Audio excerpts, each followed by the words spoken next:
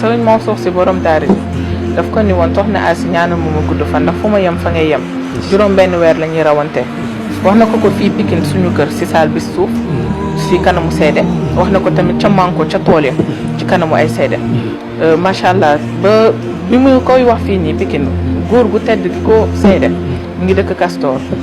bi mu ñëwee di jaale si soxna Asi bi sëñ Mansour génnee àddina mu ñëw ni ko soxna Asi sigil la yem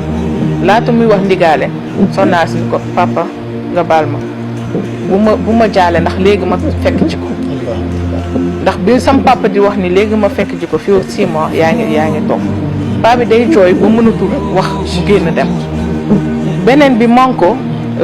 Njaga Samb mi ngi fa woon Mbay Géey bi daan dawal sëñ Mansour mi ngi fa woon Mbay Biraan Wayal mi ngi fa woon